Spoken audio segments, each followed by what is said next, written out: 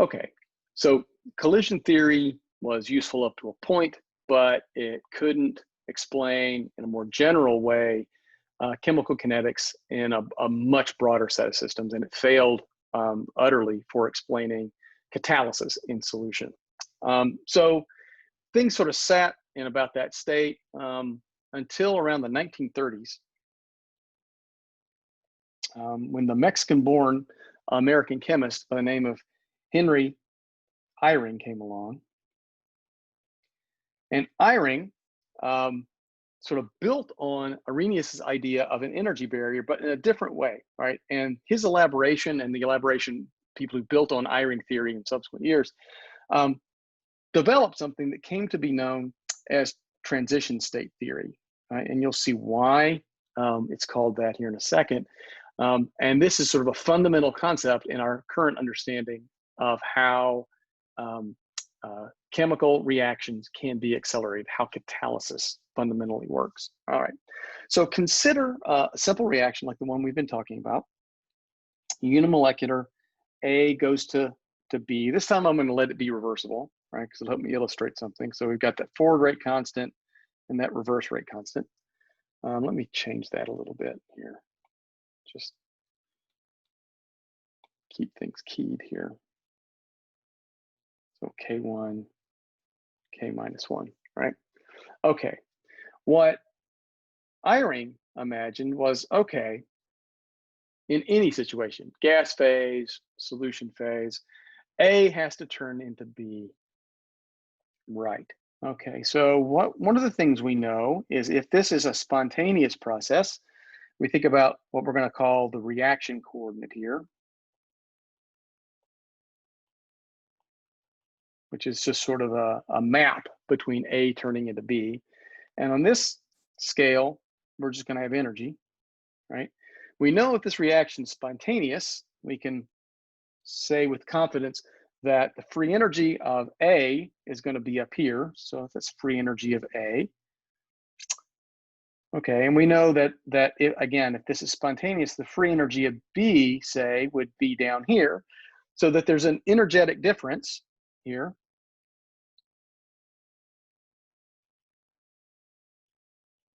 Between our reactants and our products that make this reaction spontaneous, right? So there's the delta G, say, that we've been talking about, that delta G naught, right?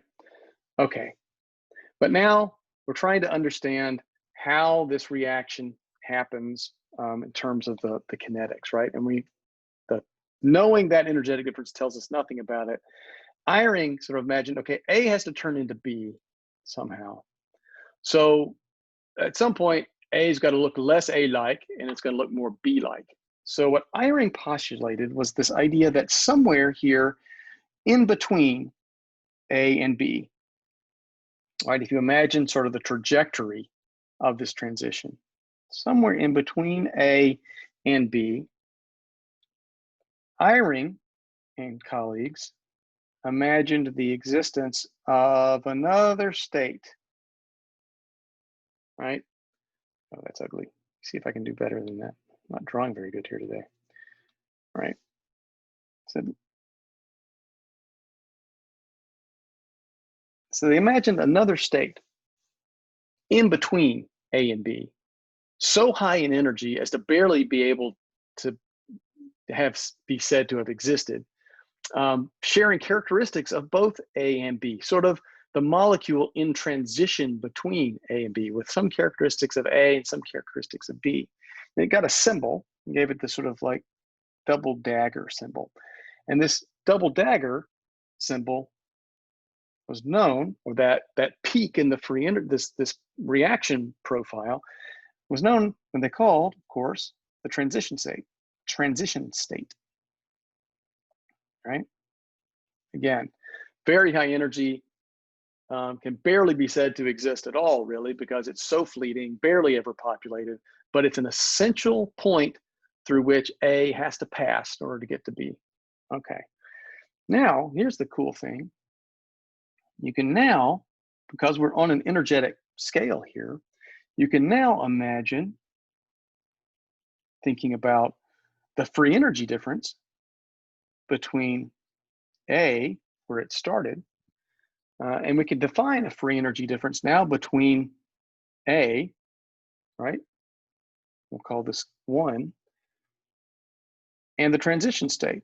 So delta G sub 1, because that's the sort of forward reaction, not because we're going to stay in the standard reference of the standard state, double dagger. So the difference between the reactant state and the transition state.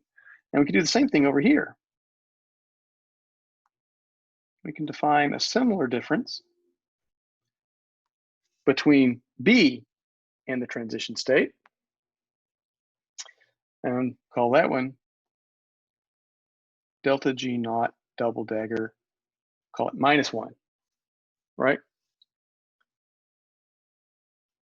Now maybe you see where we're going here. What's going to turn out to be true, and what Eyring and colleagues were able to show, is that the magnitude of that forward reaction, that rate constant, that K1, is directly related to that free energy difference between the free energy of the reactant and the transition state, while the magnitude of that other rate constant, the reverse rate constant, is directly related to the free energy difference between the transition state and the product state. All right, well, how does that work? Okay. So let's think about this a little bit more. We can sort of start to specify that. Again, let's say we're thinking about this reaction, right, where A is going to turn into B, right? I'll just write it out here again because that's a shift. A turns into B. But if we're postulating the existence of this transition state, this high energy, barely populated state, we can write this out in a somewhat different way. We can say, well, maybe a more correct way to write this would be to say, what if we postulate that A is in equilibrium with the transition state? We'll just give it that double dagger, right? Okay, well, we know there's going to be an associated equilibrium constant with respect to that. So we'll just give that capital K double dagger. And then from the transition state, that's the only way it happens, right? In this, the way we're conceiving of this, the only way A turns into B is it's got to get to the transition state. Then it turns into B with some probability, some frequency, and we'll give that this sort of like new symbol, right? All right, so now let's follow the logic we used before. We want to write down a rate equation that we would, in principle, want to think about solving that describes this process. So let's start where we did before, right? So we're going to think about the rate at which concentration of A changes with respect to time. We know that's just based on what we did before, that's just equal to K, the phenomenological rate constant, if we had written the process out this way, all right? Remember, K times concentration of A, all right? Okay, but in this scheme, right, what we've written here now, what really determines the rate at which this reaction takes place? Is it the concentration of A? Now you think about that, you'll recognize pretty quickly, no, it's concentration of A isn't what matters. What really matters is the concentration of A double dagger, the concentration of the transition state at any given time. So we can write this expression a different way, right? A more correct way to write it, that's moving us in the right direction, would be to say, well, what really matters here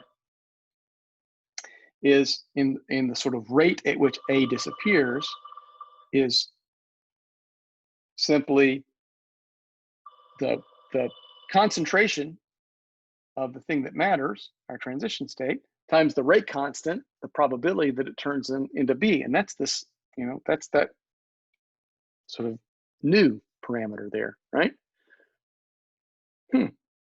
Okay. But, you know, we got concentration of a transition state, right? How on earth do I specify that? That's barely visible, right? I mean, I'm postulating that barely exists. Well, we got a hook, and the hook we've got into this is the fact that we've postulated the transition state and the ground state, or the reactant, is in equilibrium with its transition state. Like, oh, that's cool, because that means I could do this. I could say, well, I can define that equilibrium constant as being equal to the ratio of the products of the reactants, which is the ratio of the transition state to the ground state, right?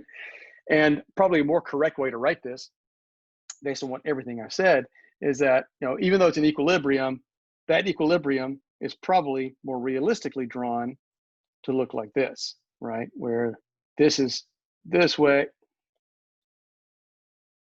and barely, right? The equilibrium is heavily in the direction of A, right? We don't populate a lot of that, but we can write that down in principle, right? Which means, you know, I could rewrite this as, I could solve that. So the concentration of the transition state then has to just be equal to that equilibrium constant times the concentration of A. But what do we know equilibrium constants are directly related to? Remember from before, and remember what I just said? They're directly related to free energies.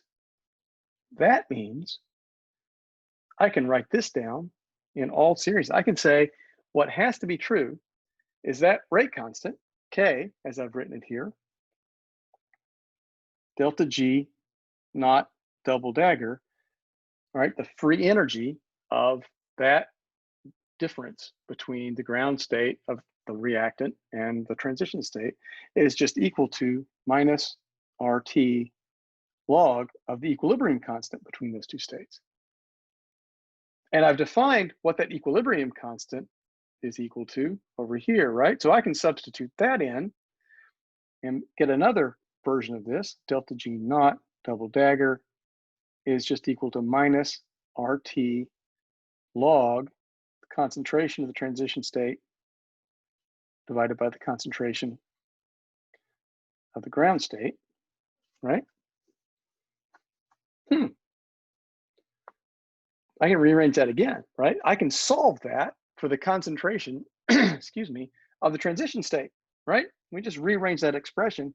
This means the concentration of the transition state. Remember, that was the thing when we were staring at this equation up here before. That was the thing that I was like, how on earth do you specify that, right? Well, this is how. You could say the concentration of the transition state has to just be equal to the concentration of the ground state, A, times E to the minus delta G naught double dagger divided by RT. Okay, now look at that. What if I now take what I just solved for here? I take that expression there and I substitute that in right there. Look what you get. If I do that, the equation that I get out of that looks something like this. Minus D concentration of A dt, which was equal to nu, right? Remember that sort of rate constant for conversion of the transition state into B, times the concentration of the transition state, which I've now defined as equal to concentration of A double dagger, E to the minus delta G naught double dagger over RT. And if I rearrange that, that's just equal to nu E to the minus delta G naught double dagger over RT, concentration of, whoops. Come on. Right, I was gonna write this out. Okay, different way. Sorry about that. This is sort of, I meant to rewrite that expression, right? Which is here, right? Okay, now, sorry. if I now take my definition here and substitute it in for that expression, my rate equation now looks like this. Nu times e to the minus delta G naught double dagger divided by RT times concentration of A. In other words, my rate equation, the rate at which the concentration of A changes with respect to time, is equal to this expression here times concentration of A. What if I did this? What if I said, now that looks awfully similar to the simple derivation that I would have done here, if you remember, right? Which is just K times concentration of A. So what that means is I could write this out again as K concentration of A, because that's what this also has to equal in the phenomenological derivation, which now gives me a direct equality, which is that K, the rate constant for conversion, that phenomenological rate constant for conversion of A into B, is equal to nu times e to the minus delta G naught double dagger over RT, right? So the great thing here is now, as with Arrhenius, as with the Arrhenius idea, but now in a more sort of energetically robust or model robust way, we've directly again related that rate constant, that phenomenological rate constant, to an energy, specifically an energy difference between the sort of ground state of our reactant and an energy barrier that it has to cross through in order to get to B, right? Now, not only is that really cool, I guess I should explain something. This sort of this unknown or sort of undefined value that I left here, this nu value, this gets a name. It's usually known as the transmission in sort of simple transition state theory. This is known as the transmission coefficient. It's related to the bond oscillation frequency, involves Planck's constant and the Boltzmann constant, temperature. We don't need to worry about it. It's again, it's kind of like a fudge factor. It's not. It's more quantitative than that. But you can just think about it as a term that you have to multiply the energetic value by, transition state energy value by, to get the units and whatnot to work out. So again, the great thing about this is that otherwise just phenomenological rate constant is now defined in terms of energy, right? And where this comes to be really, really handy is if you go back up to our description here about these rate constants, right, or this process, it now becomes relatively easy to think about defining how catalysis works. Because all a catalyst has to do is decrease that energy barrier. And you can make a reaction go faster, right? For example, if we had, say, the reaction looking like this, but now we had it catalyzed, right? And that energy barrier, with the catalyst, all it has to do is something like this. Ground state's the same, but now the catalyst has decreased. So there is the free energy, transition state free energy for the catalyzed reaction, right? Here to here.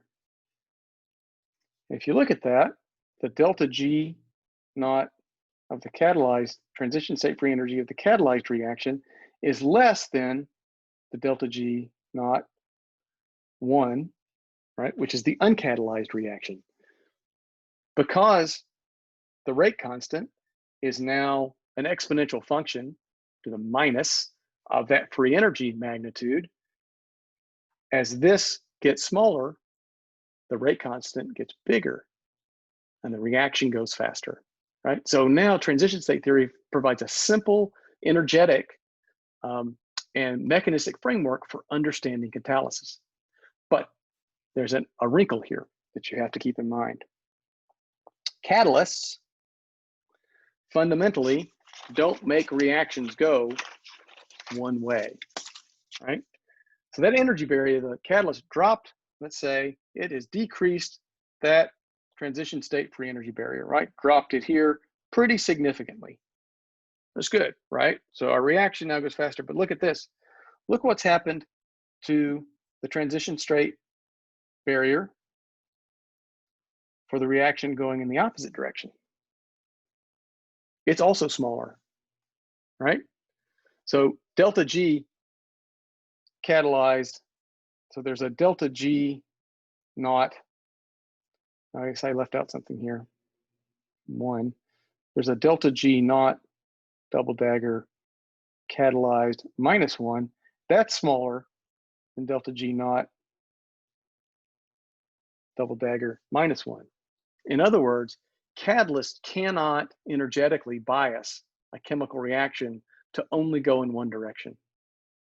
By lowering that transition state energy barrier here, what a catalyst can effectively does is it speeds up both reactions, forward and the reverse reaction. But what it allows the system to achieve is equilibrium faster, right? So catalysts, by dropping those transition state barriers, let the system get to equilibrium much faster than they would on their own, having to crawl over this larger transition state barrier, right? Okay, with that, we now have the tools to start thinking about these really important biological catalysts, enzymes, and that's where we go next.